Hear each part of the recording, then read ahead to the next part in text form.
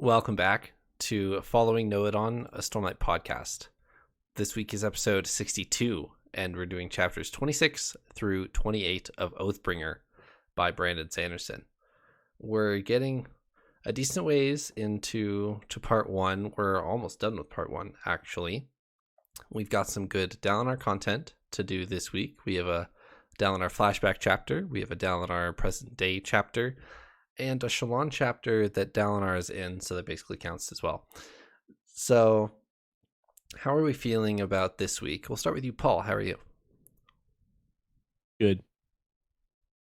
Great. Eliot? Also good.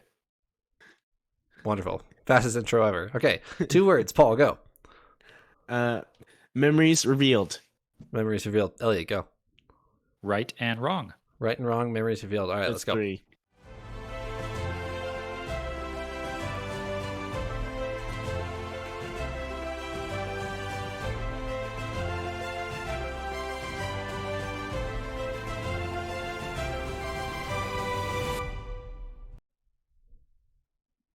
All right. Right, wrong, memories revealed. No and. Eliot, we'll start with you. Yeah, you're right. That was a DQ over here, and was not allowed. We'll put a plus sign instead of an and then it'll be fun. There you go. So right and wrong, for probably obvious reasons. If you've read these chapters, there's a couple different discussions about kind of right and wrong, and we see some characters struggling with right and wrong. And then I had to pick wrong because Shallan keeps describing this darkness that she's encountering in Urithiru as like the wrongness, or it feels wrong. That word seems to come to her more than like evil or darkness or something like that, which I'm a little intrigued by. So I balance that with right and wrong, or right plus wrong, right, wrong. Okay. Paul? So my words are memories revealed, which I feel like I rarely ever have my words kind of go together. They're usually just kind of two separate words. Memories, they are still kind of separate. Memories is mostly just because we have a flashback Dalinar chapter for a lot of this episode, as well as a lot of the stuff with Shallan. I kind of had memories revealed together because we see that it's revealed to her about her brother Helleran and how he may have actually died. And that's kind of a big reveal there. So yeah, that's the main reasoning for my 2 words this week. Cool. I think both of you did really well with your 2 words. You very, very applicable this week. Nice job. Thank you. Thank you. Does anyone have anything to bring up before we jump right into chapter 26? You look nice today. Well, thank you. All right. So I want to start this chapter and talk about this chapter with the title of the chapter. It says Blackthorn Unleashed. And that's how we start today's episode. When you guys, I don't know if you guys really pay attention to chapter titles or if you have strong feelings about titling chapters in books. I have a couple friends who do feel strongly about you shouldn't title your chapters in books, but that's a whole different discussion for a whole different day.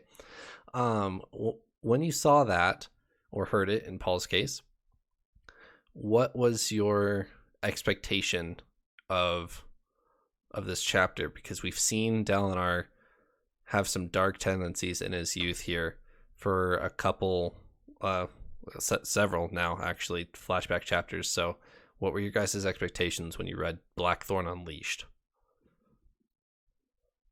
So I had a couple thoughts. Well, just 2 specifically. I definitely knew that this was going to be a big Dalinar chapter, since we know he's the Blackthorn. And I was really excited right away to see, is this a flashback or a current day chapter? The only way it could be a current day chapter is if something like really big happens that brings the Blackthorn out or something like that, which could have been possible.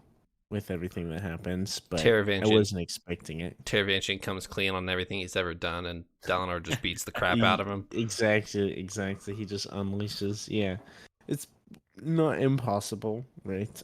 So I was curious, but it is the flashback chapter, which was the kind of expected thing.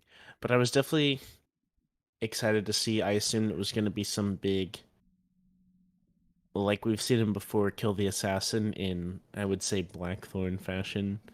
Um, this was kind of a chapter of that, which was pretty neat. I gotta say I was expecting worse actually based Okay. off of the title. When I saw that, I I'm kind of waiting for the Dalinar goes off the deep end or Dalinar does something that is gonna haunt him for the rest of his life, completely, ruin him. And he's done some pretty questionable stuff, but not really something of like the scale I'm expecting. And so when I read Dalinar Unleashed, I thought, uh-oh, this is gonna be the chapter. And he does have some dark moments in here, and he does do some things that, I guess is Blackthorn Unleashed, but I was expecting worse, to be honest. So he has a moment where he's defeated this shard bearer. He's won shards for himself, and Gavilar was going to let him keep the shards that he won on the field. But he's so unsatisfied and so caught up in the thrill that he just starts turning around and looking for anything that he can fight. And the first thing he sees is his brother in shard plate, and he's like, "Oh, that's a good fight. I'm gonna go kill him." And he gets like most of the way to him, and then Gavilar takes off his helmet and says like, "Hey man, how you doing? Like, thanks for winning the battle for me." And that's when it snaps out of it. So Dalinar certainly had a moment here where it startled him and it kind of shook him out, and he talks about shame spren multiple times towards the end of that chapter. So he's certainly sober by the end of the chapter, but I think sober is a good word to use here that kind of implies an analogy. We're learning more and more about the thrill and its effect on Dalinar and others, and it's so clear to me by this point that Dalinar is full on addicted to the thrill. He needs it. He struggles over what am I going to do when there's no more war. Like he thinks about how do I prolong this war so that I can keep having this moment so I can get my next hit of thrill. Like it's at that level where he's fully addicted to it. At least that's how I'm reading it. and what's his what's the logic there of what he decides to do to lengthen the war before he realizes that's a dumb idea? Are you referencing the urge he has to kill Gavilar and Yeah, if Yeah. If Gavilar died, either A, he could lie about how Gavilar died and go to war fully with that last High Prince and completely wipe out everybody, or the entirety of Kholinar, his own House Kholin, would turn on him because he's killed his brother, and so then he could fight that way. There's a moment too where the book describes the author, I guess, describes the thrill as a voice within Dalinar, and that was an interesting moment that I haven't really associated the thrill with an actual entity or a voice yet. But Dalinar like hears this voice within him that's just egging him on, like that's it, that's all we get, like keep going, we want more. That brings in an interesting aspect to the thrill, and I know we've associated the thrill with Spren before. There's kind of a theory out there that perhaps there's a Spren that's originating the thrill or causing the thrill or something like that. That seems to maybe point me in that direction of thinking there is some sort of a being that's driving the thrill for some reason. It's also, I don't know if you guys caught this in this episode or in this chapter, but he catches the thrill in the High Prince that he's fighting. He sees it in the eyes. Yeah. I don't remember his name, whoever he's fighting, and then he gets jealous of him having the thrill, and how dare he share that feeling with me, and that's what drives him to stab him through the face while he's, dangling over this cliff. So there's some really strange emotions happening in this chapter. That's something I don't think I actually caught on to. So it was he saw the thrill in someone else and got Yes. jealous with that? Okay, that kind of changes my thoughts about this a bit.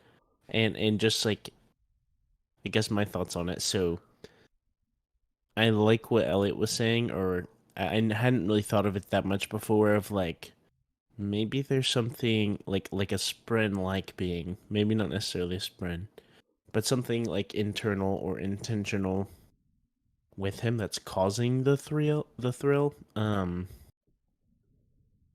And I hadn't really thought of it being with other people as well, but it could be like,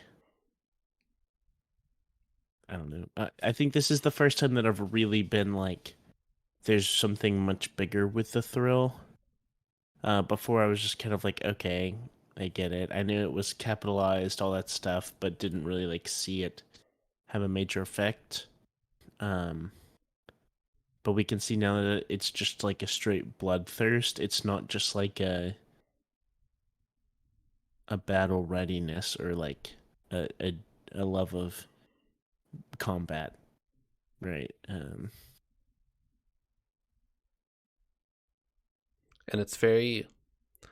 this is the first time we've ever had it explained to us or described this way, that he could see it in somebody else. Back in the Way of Kings, Sadeas and Dalinar would talk about the thrill, because Sadeas, this is back in part 2 of the Way of Kings. Sadeas is having this offhand comment of, "Do you still feel the thrill, Dalinar?" But what he's really doing is he's trying to prod at him and say, "Are you still a warrior, or do I have to take this war into my own hands?" as he does for the rest of the book. So he's trying to feel out Dalinar, "Do you still feel the thrill?" Or, and then Dalinar asks Aelin the same thing two parts later, whatever. If they kind of ask each other, and nobody really talks about the thrill, But it's in this chapter 26, we've been reminded that it's a uniquely Alethi ability. Yeah.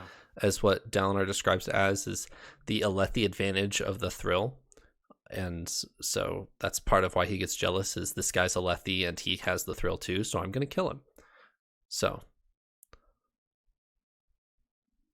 I think in one of those passages, maybe multiple, where they're talking about the thrill too, they talk about the awkwardness, or like the intimate nature of the thrill, and how that's why they don't talk about it. Is kind of a personal thing for each person, and that's interesting too, and plays into this scene here where Dalinar gets jealous, where he sees the thrill, like, no, that's my emotion, or whatever that is, and that driving is a little strange. That's kind of a strange aspect of it in my mind.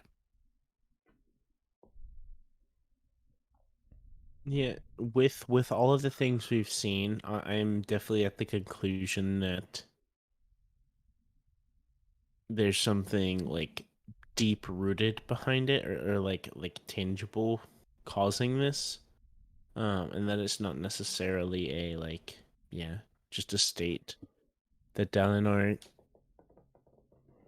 likes. It's not just like part of his like emotion, or like him just being a good fighter, things like that. And I'm curious to see. I'm gonna guess that that's gonna be a lot of the kind of leading story with his backstory.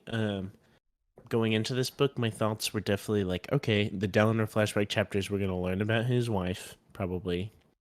We're gonna learn about, what was the other one? Oh, him seeing the Night Watcher and stuff like that. And I'm gonna say that, like, maybe even more important, we're gonna learn about the thrill, or what's caused that.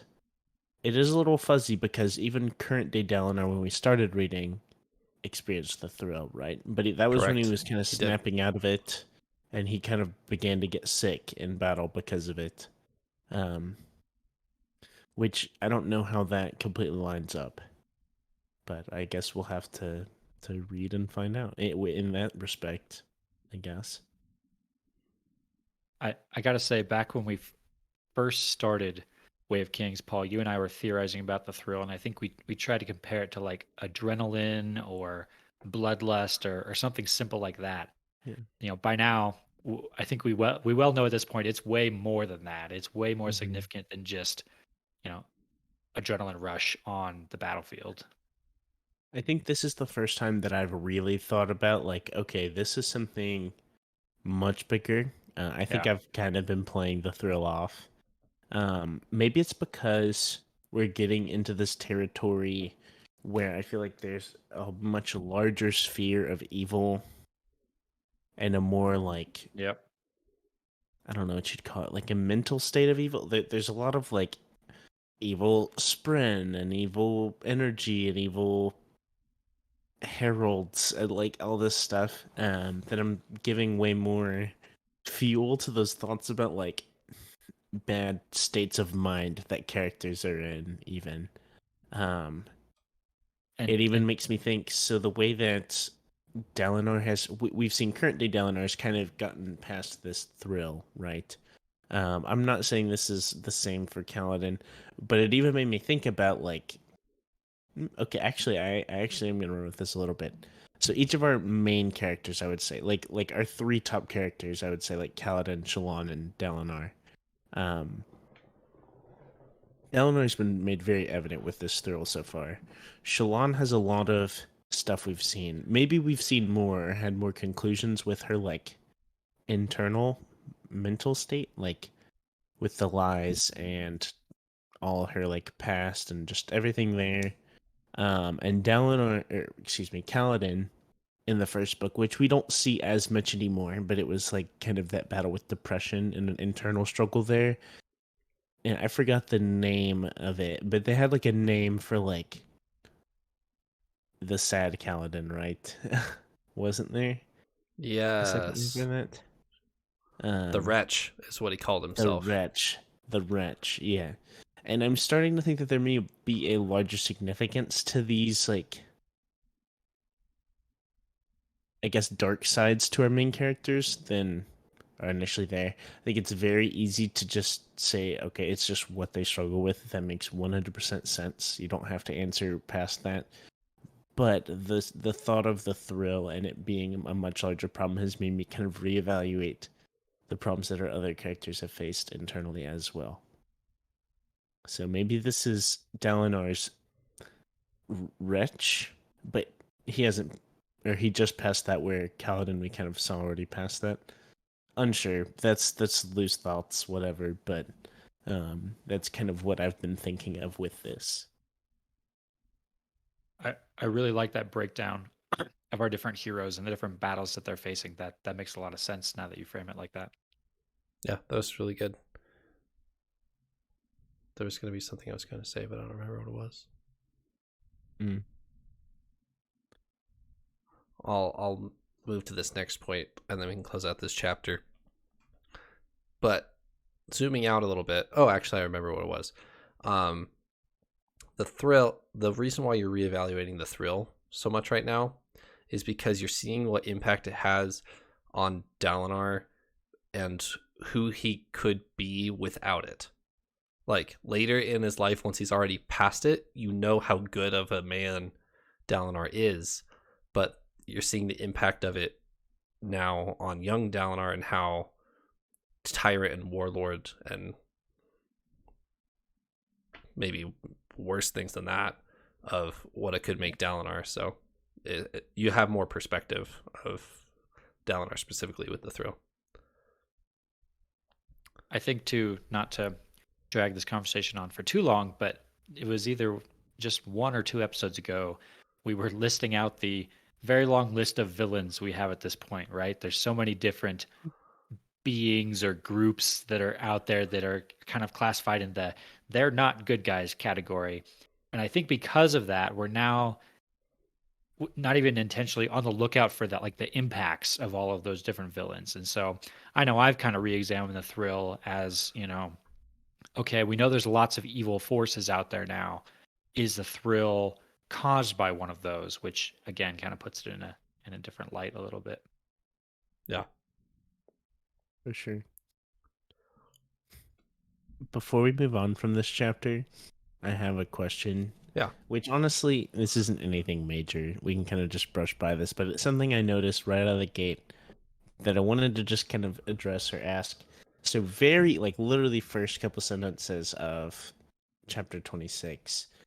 It talks a little more about Evie. And just that she has different traditions, where she's from, all this stuff. With it shows her and Dalinar, and Dalinar's like, goodness, it would be so much easier if we could just get married because whatever. But her traditions, set up long engagements, all this stuff. And she also seems much more religious, and it seems like it's a different religion than Vorinism, which is our primary religion we've seen, right? Yeah. And I was kind of curious to ask, and mostly because she talks about the heralds, but instead of Yaziriza and Kalek, which, by the way, I have a two-part question. Okay, Yaziriza, is that Yezrian that we've Yes. always seen? Okay, I guess it's the different name for him. There's like 8 names for every herald now. Anyways, Evie says all of them differently. She says like Kelai, I believe it is, instead of Kalak, which isn't a palindrome. I know Vorinism is big on palindromes. I just was curious, Elliot, if you had any thoughts on this right now, or is this just like a... If it's something later on, it's something later on, cool. But right now, it's like not something to strain my brain about, or what? I did notice this, and I too am starting to clue into the fact that our herald people tend to have a lot of different names depending on what culture or like what background a person has. It seems like a lot of the different cultural groups and religions seem to have a lot of the same people, but they call them differently or they treat them a little bit differently. Yeah, I'm not quite sure what to theorize about that just yet, other than maybe this is some sort of commentary on religion in general, that it's lots of different ways of worshiping the same beings or something like that. I'm really not sure at this point. Yeah. I think mostly I'm asking and I'm curious because I've honestly been really fascinated. Maybe I haven't talked about it that much, but I've been super fascinated with the names we've seen and the names of the heralds, kind of in particular, and the palindromes. In my mind, that's going to be something very important one day. And I don't know if it will. It probably isn't anything that big, but I was just kind of curious because her names for all of them were very different. Like, very different. It wasn't like a one letter off thing. It's going to be like that dark sphere. It's not actually important. He just, shows it to you as, isn't this cool? Yeah, we're never going to talk about that again. See ya. Yeah, Bye. you're right. So, Which I just want to. So back when we started this, this is getting real off topic here, but back when we started this podcast, Rhythm of War wasn't out yet. So this is like you're approaching as much information once we finish this book. You're approaching as much information as I had when we started this podcast. And when you guys were so fixed on that dark sphere, and you're like, okay, this is definitely like interludes. It's gonna we're gonna come back to it. Zeth's gonna go back, and we're gonna pick it up, and it's gonna be great. I was just, I was having a blast with it. I'm like, yep.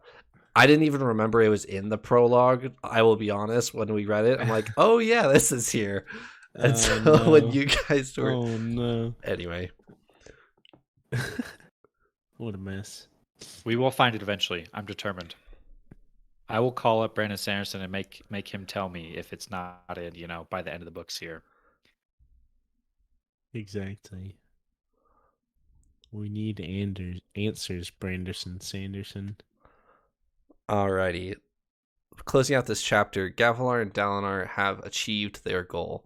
They have united all 10 classic High Princes of Alethkar into under a single banner. They conquered all of them. Whoever didn't, sign themselves over, Dalinar and Sadeas and Sabariel, all just kind of got back to Gavilar pretty quickly. But they've successfully united them as as the Stormfather, or as the Almighty would like to say. So, what were you guys? Did you guys have any thoughts on this? Where are we going from here from the flashback chapters for Dalinar?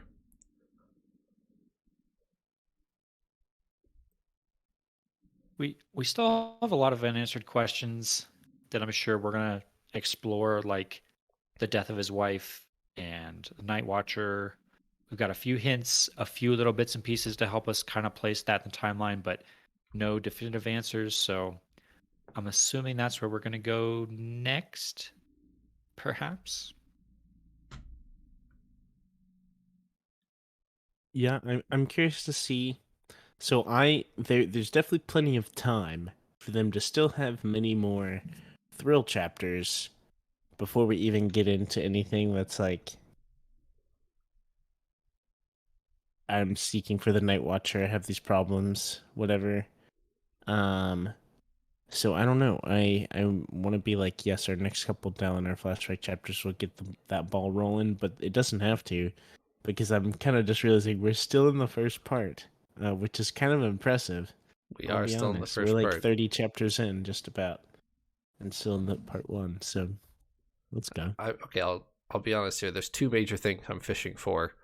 There's two major checkpoints between what we know so far in the flashback chapters and present day. What are they? They're Adolin and His wife Renarin. dies.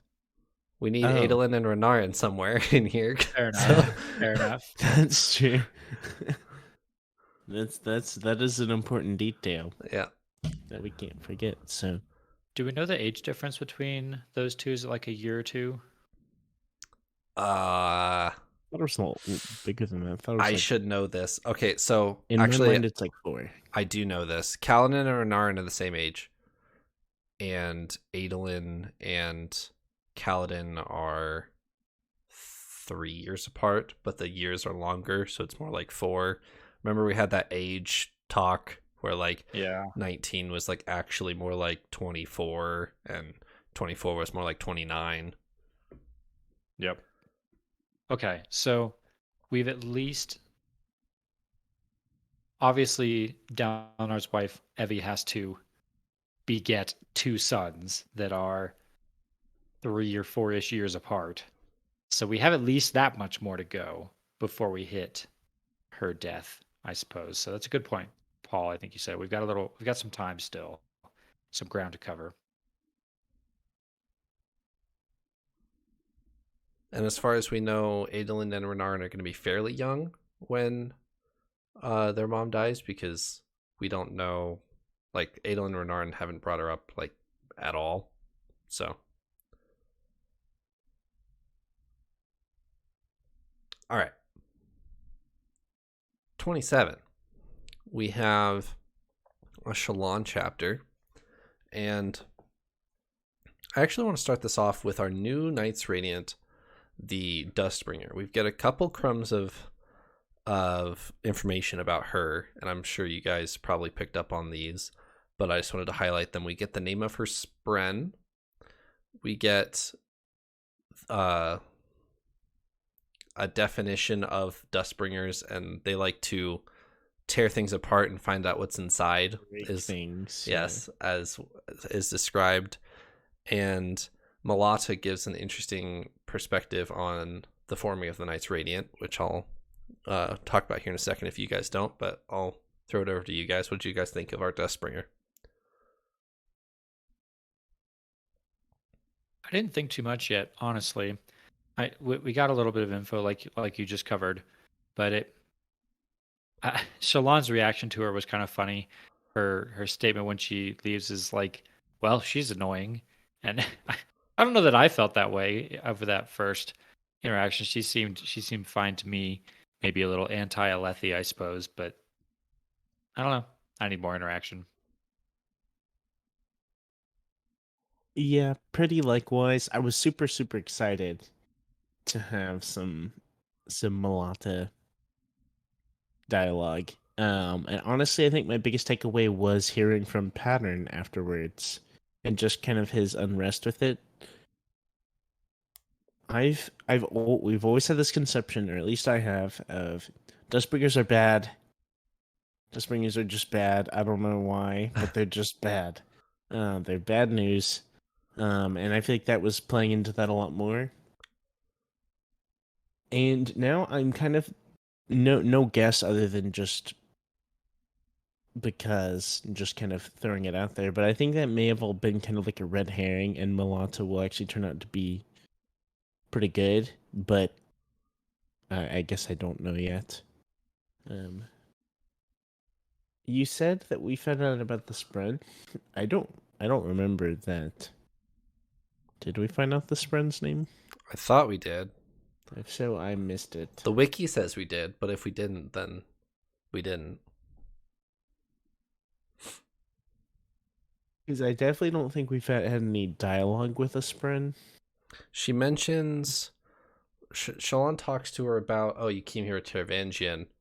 And she says, oh, no, not really. My spren was interested in the tower, and that's why I'm here. Does that ring a bell? Because I'm pretty sure she names her spren right then. She does. Her spren's name is Spark. Thank you. Right.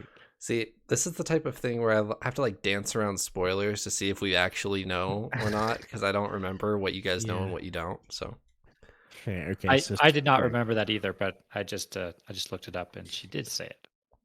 So, if the name is Spark, that means it's a yellow spren, which means it's a void spren, which means Dustbringers are nothing but trouble. So, Dustbringers or Voidbringers confirmed. They at least have void spren.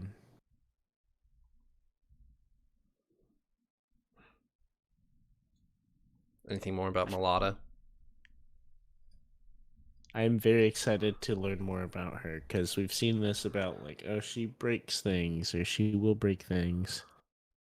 But same with all of our Knights Radiant, especially with, like, Renarin, just because we haven't. But I'm really excited to just see what they will do, like, what they can do. We haven't really seen that from Dalinar either, have we? Or Bondsmith. He's just been talking to the Stormfather. That's pretty much what his powers has been. Chatting him up.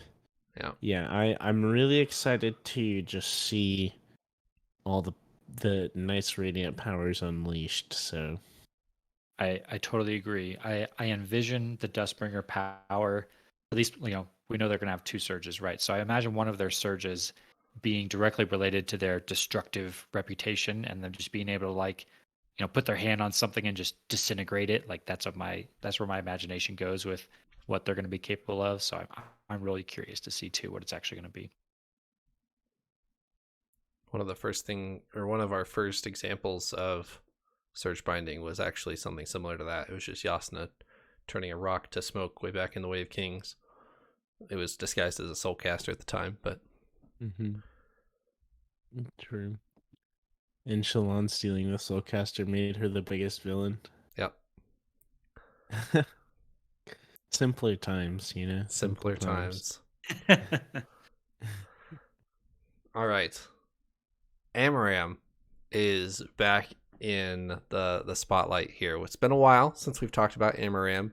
Last time we talked about Amaram actually on the scene. We've mentioned him a couple times, but last time we saw him was right before the Battle of Narok. He was dishonorably discharged as the head of the Knights Radiant by Dalinar, and then he kind of stayed behind. We had a random chapter at the end of Words of Radiance that I don't know if you guys remember that one, but he's walking around the monastery and finding Talonel. But that's the last time we've seen him, and he's here, and he gets named Regent of House Sadeas.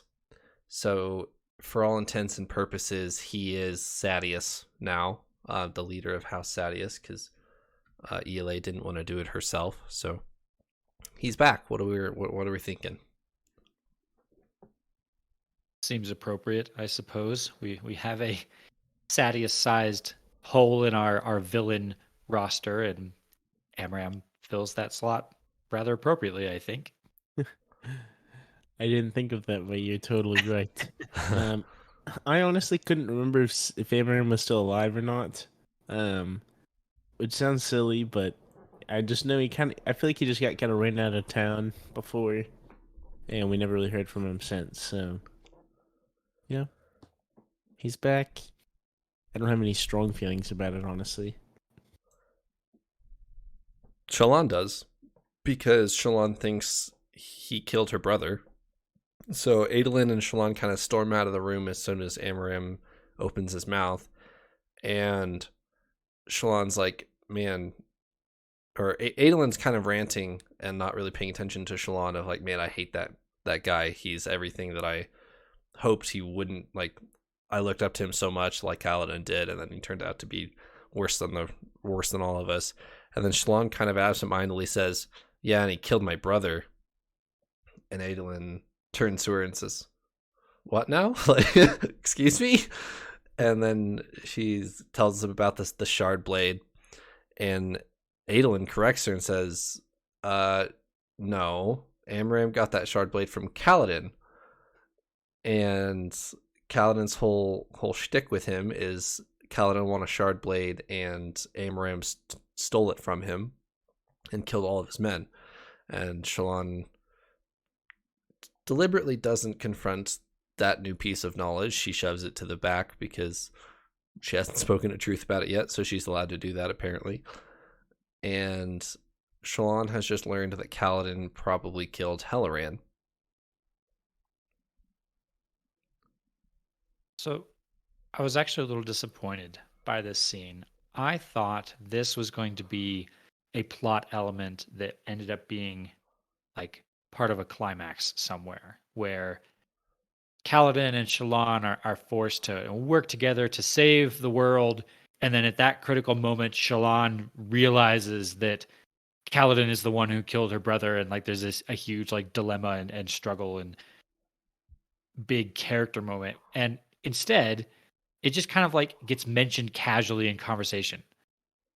Adolin and Shallan are just talking, and Adolin is, correcting her. Oh yeah, that was Kaladin, right?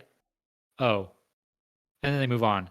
It's like, wait, what? I was so waiting for that to be a huge moment for Shallan, and nope, just kind of gets swept under the rug. I feel like that's kind of intentional for Shallan's character, though. Is she doesn't deal with anything. She doesn't confront anything that she doesn't have to. Yep. She just sweeps it under the rug and moving on. So that's true. It still might be coming. That's something I was going to ask about.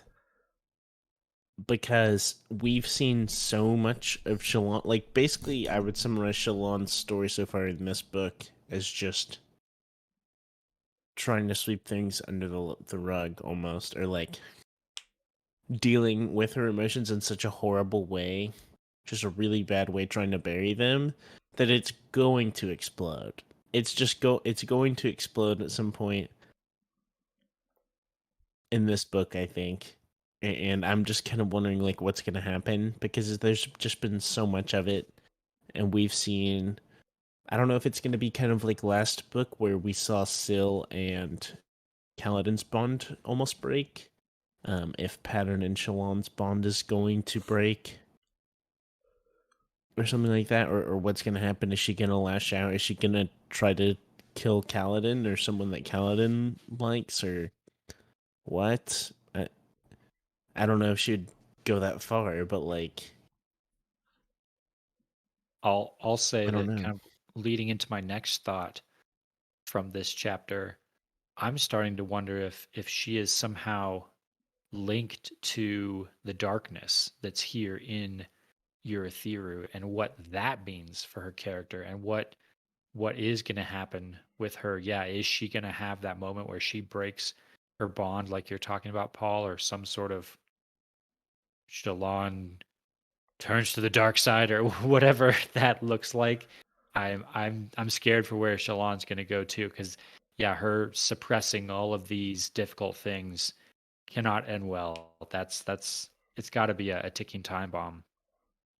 She finds those sketches and she asks Pattern, when did I do these? And the the word that the book uses, that Brandon Sanderson uses, is grotesque. As there's this picture of a horse that's being like mauled, and the word that is used to describe it is grotesque. And then there's another page of like just completely black spiraling down into an abyss. And Pattern has no idea where they came from. And Shallan's like, I have no idea when I did these. These are really gross. Yeah, it's definitely showcasing that Shallan's mental state is definitely kind of going. It's going off the rails a bit. It's been like spiraling downward, and now it's like we're starting to see the fruits of that in her. So I don't know how far it's gonna go.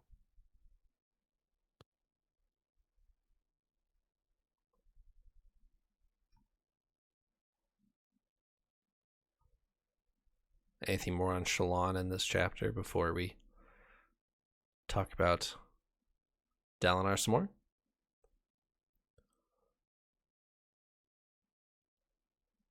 I'm kind of excited to talk about Dalinar some more. All right, let's do it. So, geography lesson again. Aesir is all but lost to Dalinar and his coalition at this point. They have said that they intend to destroy their Oath Gate because they are afraid of the Alethi using it against them.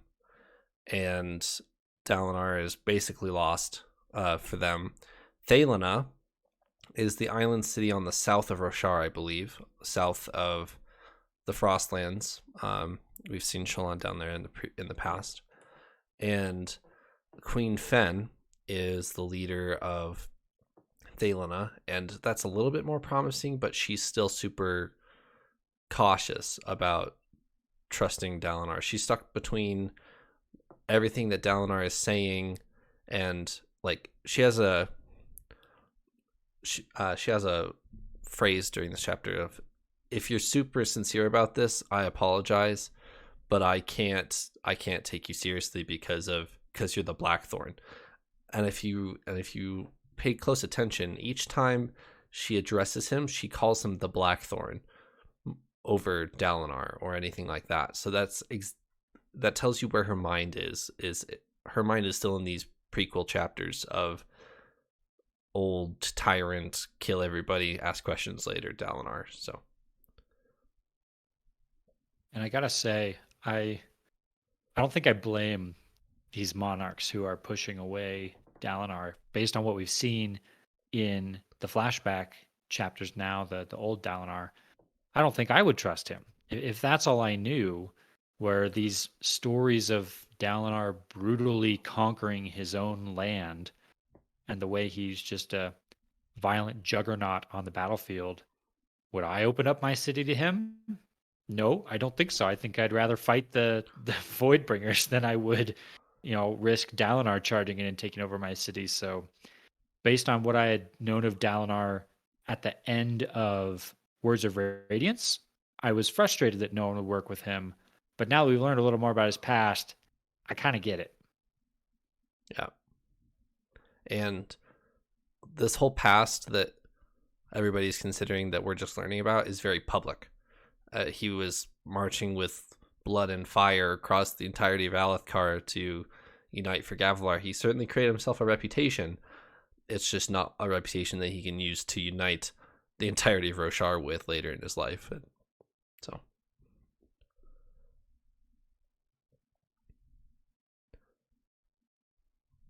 So we have a couple interesting discussions in this chapter. One between Dalinar and Amaram, one between Dalinar and Taravangian, and one between Dalinar and the Stormfather, actually.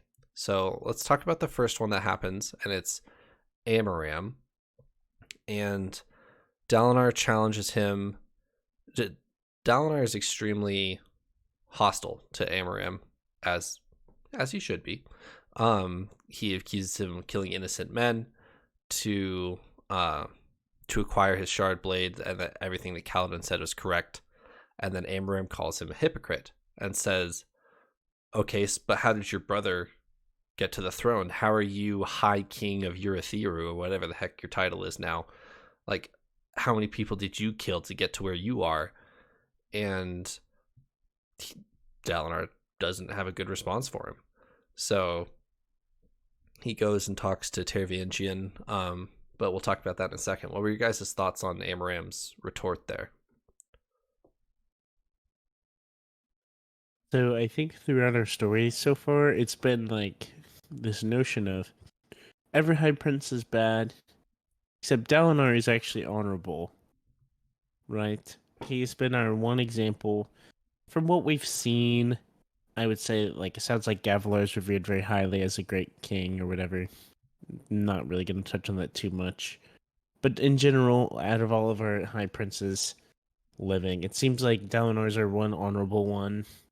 And I think seeing the flashback chapters and seeing this, it's kind of like, wait, Amaram is kind of like, no, you're not this one honorable one, even though that wasn't really the debate. This conversation here with Amaram and Dalinar, well, it's not really a conversation, actually. It's more just Amaram accusing Dalinar. Actually reminded me a little bit of the discussion that Shallan had with Mraize a couple chapters ago, because Amaram's kind of pulling the morality card here.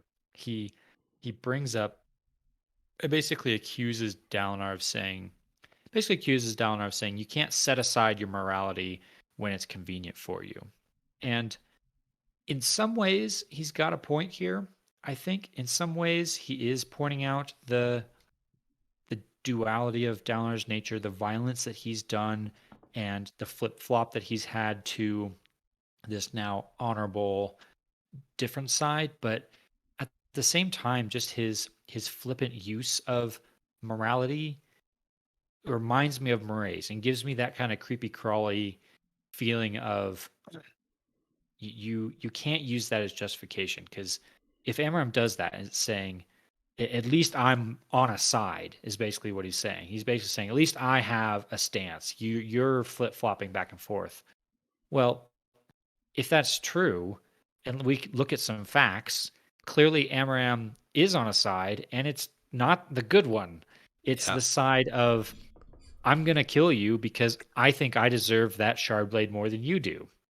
Well, hang on a second. That doesn't sound like the honorable good side of morality. So I don't know that Amaram's argument works super well in his own favor, but it does bring up the discussion of, right and wrong that were my two words and my biggest takeaway from this. And, how do you decide what is right and what is wrong, and who gets to decide, all of those kinds of questions.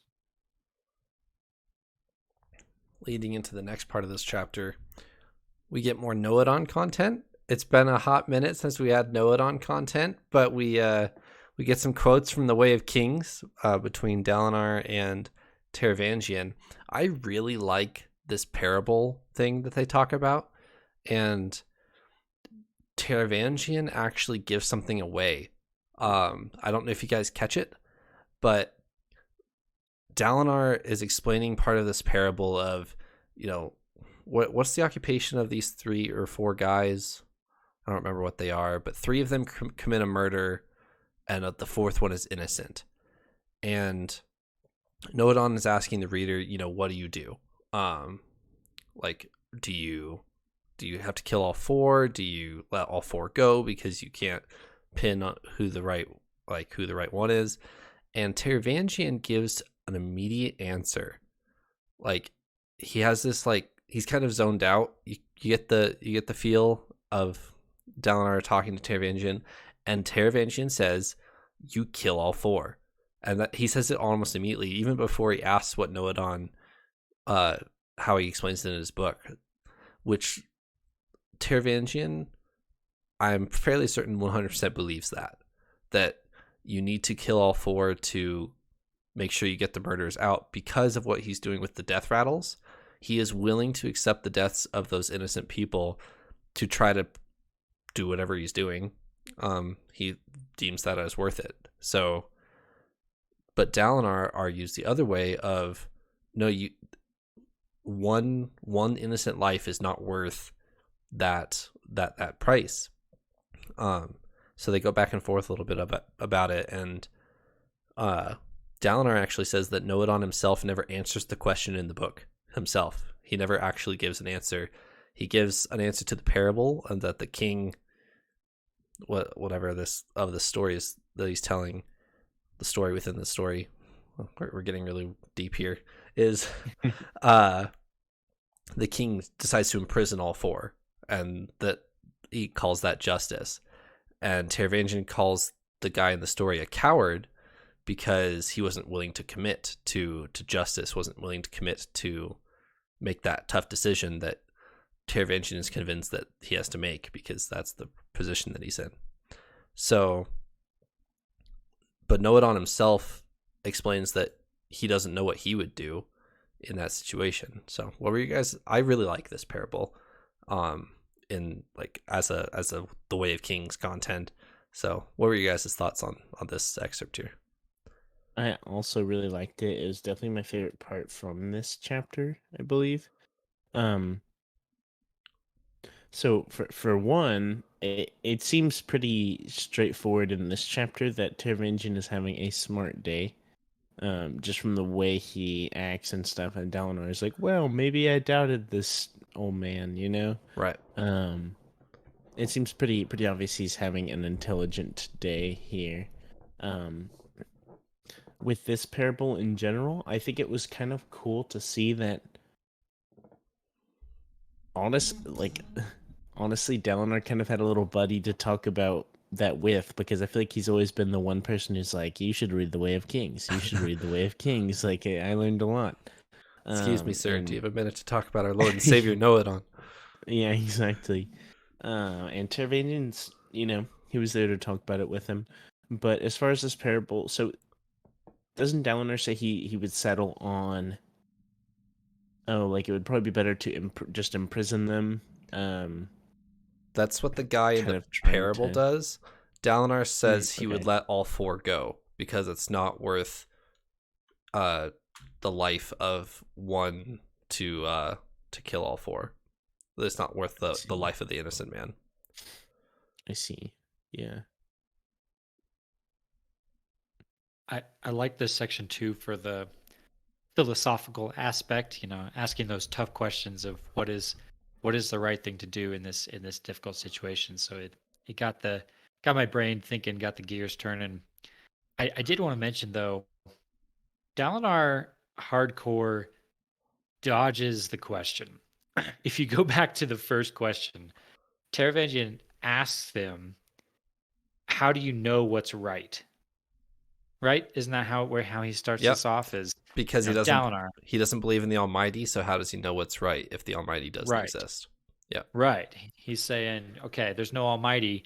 What tells you what's right and wrong? And Dalinar says, let me tell you a story. Yes. He doesn't actually, he doesn't even answer the question with the story. Like the whole point of the story is, that's a really hard question. I don't know how to answer it. And I was a little disappointed that there was no answer, that Dalinar pretty much dodged the question. But the story he tells was very interesting and revealed a lot about how Taravangian approaches his ethics, if you will, right and wrong, and how Dalinar approaches his ethics, and how Taravangian clearly thinks everything is a scale.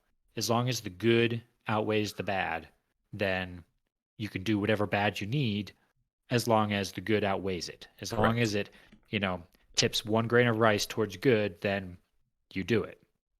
Dalinar takes what I think is a much higher and more honorable road to say, it's not about the good outweighing the bad. It's about not doing bad. It's about completely eradicating wrong whenever possible. And I think in reality, you can't, right? There's always, as Taravangian points out, I think, there's always going to be flaws in the system. There's always going to be times where an innocent man gets punished. But I don't think, this is just me talking, I don't think that excuses the doer from trying to completely eradicate the bad, if that makes sense. And yeah, Dalinar doesn't really take a position here. I'm curious if this will come up again. Maybe will Dalinar, revisit this of how do I decide what's right and wrong? But It got the gears turning pretty good. This little section on right and wrong.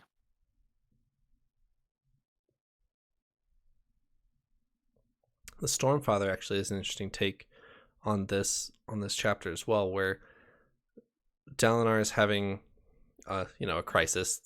He's just been smashed by Amaram in conversation, and Taravangian's given him some food for thought. He goes to talk to the Stormfather, and the Stormfather has a very interesting opinion on Dalinar. He says that he's not a hypocrite, and Dalinar has a very specific quote that he says back to him. Do you guys know this quote off the top of your head that I'm referencing? No, but I have it in front of me.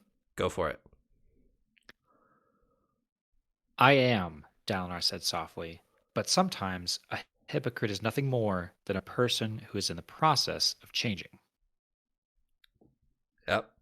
If you look up Oathbringer quotes, that one is fairly popular. A hypocrite is sometimes nothing more than a person in the process of changing. It's a really good quote that Dalinar is really wrestling with as he's getting his memories back and he's trying to convince all of these like monarchs, because when he started it out, he's like, okay, I have the solution to save Roshar, and this is the obvious answer that everyone's going to flock to me. We're going to fight the Voidbringers. It's going to be great. And then he's confronted with his past of, well, actually, you can't just do that because nobody trusts you. Oops, because of what you used to do. So he has changed, but there's also this weird twist on it as he doesn't really know who he used to be at this point. So that's why he's frustrated with all these monarchs is, I'm this good person. Why don't you listen to me? I'm trying to help you. And nobody believes him. So he's trying his best. But I'm loving this aspect of Dalinar's story that's forming around redemption, around this bloody past that Dalinar has, and the way that he's redeeming himself or trying to redeem himself to become something better in the present. But I love how the book is exploring the difficult side of that, how change is not easy. You can tell someone, hey, you need to change, or you might even know about yourself, hey, I need to change. But change is really hard, and that's what Dalinar's going through right now, is trying to battle with, is this hypocrisy? Is it change? Am I justified in imposing my honor codes on everyone when I didn't live up to them in my past? All of those tough questions that come with making yourself better. I really like that the book is delving into that and making us think about what it takes to take ourselves from something that's terrible or even evil, perhaps, and making it better. Yeah, I really like this book for several reasons, but we're getting into one of them. So I will say I'll tack a caveat onto the end of that though. And you mentioned it, Trevor. The fact that Dalinar doesn't really remember his own past is a very interesting twist on this, because I'm looking at Dalinar as he was this bloody, violent tyrant who is now a much more honorable, good leader. The kind of assumption there is that he's grown from bad to good. What if the only reason he's good is that he doesn't remember why he was bad? Right. And that could wreck this whole thing for me. Yep. If it's not a redemption story, if it's only memory loss, that's going to be a tough thing for me to deal with. I'm really curious to see where it's going to go. It just begs the question, why did he go to the Night Watcher? We still don't know. Yep. That is true. That's something I never thought about of Eliot. Like, we've always had this thought that, okay, he's at a low point where he wants to grow, so he seeks out the Night Watcher for help.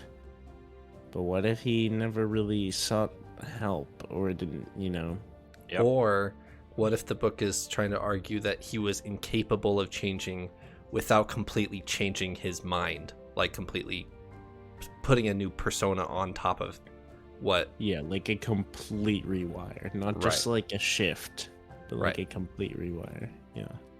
And what if all those memories do eventually come back, and Dalinar realizes that he didn't really change, that's who he was, and reverts back to that, and there is no change ultimately, it's just gaining those memories back. That could be an interesting twist here. It could, if his character arc was like really bad to really good, where he remembers really bad and so goes really bad or something. I don't know, that would be odd and something I've never seen before. But would you guys like to read and find out? Indeed. Yes. Wonderful. Let's reconvene next week. Thanks for joining me for these couple chapters, Paul and Eliot, and we will end part 1 to next week. Tomorrow week. Tomorrow. See ya. Same time next week. Let's go.